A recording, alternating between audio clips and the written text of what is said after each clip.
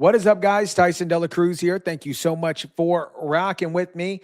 Veteran, 83 years old, allegedly shoved onto a New York City subway track, dies from injuries. This happened last night. I saw this posted. Shout out to everybody watching, by the way. An 81-year-old veteran who was allegedly shoved onto the subway tracks in New York City by an illegal hombre, an illegal immigrant with a long criminal history. Of course, he has a long criminal history. This is what these sanctuary city policies have created, you guys. Let's jump into this video and let's see what's going on. I do want to ask you about the story coming out of New York. It's tragic. You had this 83-year-old Air Force veteran, Richard Williams. He was shoved onto the subway earlier this month, onto the tracks. He has now died. The suspect is 34-year-old Baron Hernandez, an illegal Honduran national with a lengthy rap sheet. He's facing second-degree murder charges. So Fox News asked Mayor Mondami's office whether he would be turned over to ICE. They deflected to us. They referred us to the Department of Corrections.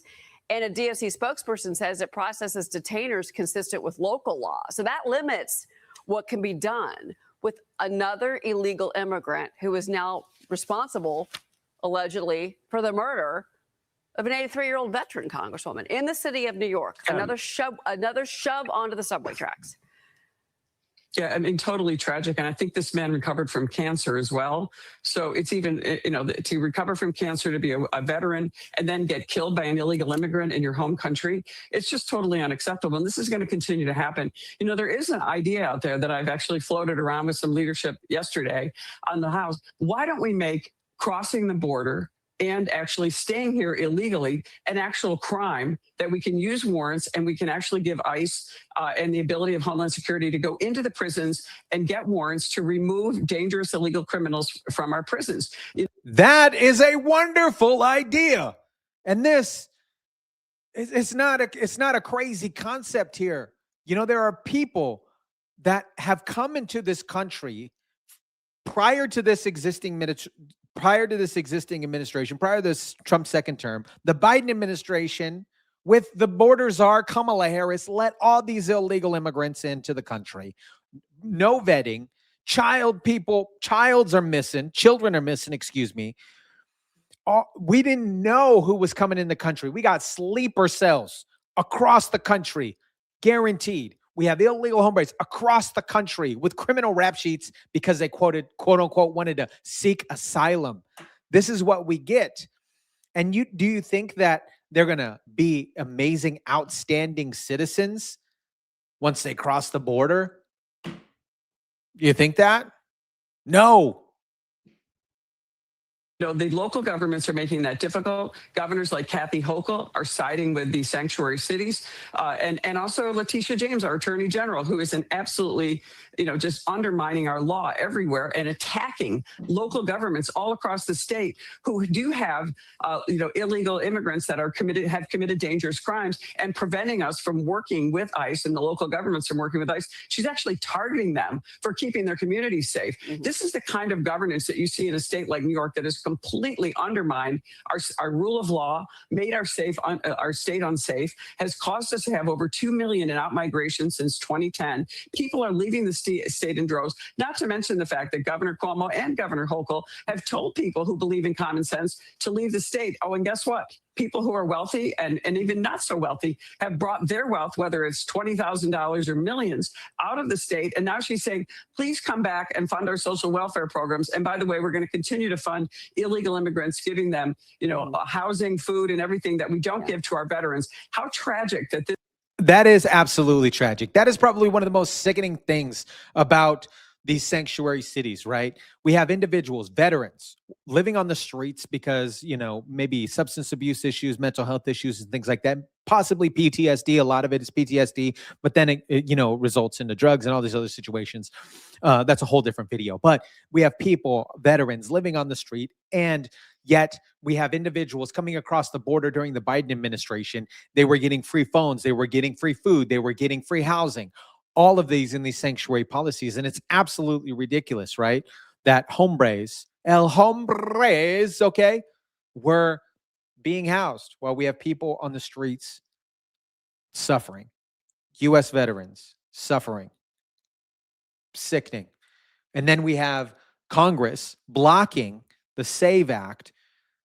Okay, you need a voter, you need an ID to vote. I don't think that that's crazy out of perspective here. I don't think that's out of pocket to ask for an ID to vote. You need an ID to buy liquor. You need an ID to get cigarettes. You need an ID when you get pulled over. Okay, I have my ID when I go for walks. Like, it is a normal thing. You just have your ID, and for them to knock that down, you know why? Because they want the illegals. They want that base to pander to. This veteran who survived cancer, who served our country, had to die at the hands of an illegal immigrant who shouldn't have been here in the first place. You know, they're blaming the lower tourism numbers in the city on ICE, and the blame actually goes to tourists coming to this country and not feeling safe on the streets of New York. That's the truth.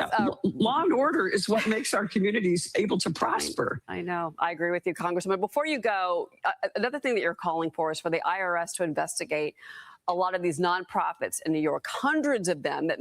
Yeah, that's a whole different video. We'll jump into that in another video. But, you know, just to kind of recap this situation, 83 years old, allegedly shoved into the subway after apparently he was fighting cancer. And this is what you get. Barran Porsada Hernandez. Shout out to my two-name, last-name individuals with the hyphen. 34 arrested March 10th, facing murder charges, which he absolutely should. You know, where I don't get it. I honestly don't get it, you guys. You know, where's the outrage for situations like this? You know, we have individuals protesting. I talked about this on my other channel, but we have individuals protesting about keeping these individuals in our country. We have the liberal whites, the liberal white moms protesting to keep these illegals in our country. And where's the protest for this? Where's the protest for veteran being victimized, murdered by an illegal immigrant? Where is the outrage for that? This is something that I absolutely don't understand. And specifically in a place like New York and Chicago, California, all these places seemingly to be, they're protecting these fools. They're protecting these people because this is their voter base. That is just an absolute eye opener for those of you that are in the Democrat plantation, that they care more about people that are in this country illegally than their own constituents.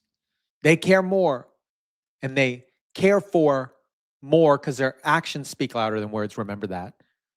They care more for those people that entered this country illegally, that possibly have criminal records. Some may be seeking asylum, but majority of them aren't. They care more about those people than they care about you. How's that make you feel? Let me know what you guys think about this. Drop it down in the comment section down below. Smash the like button if you kindly would. Share, subscribe, and as always, guys, I'll catch you on the next one.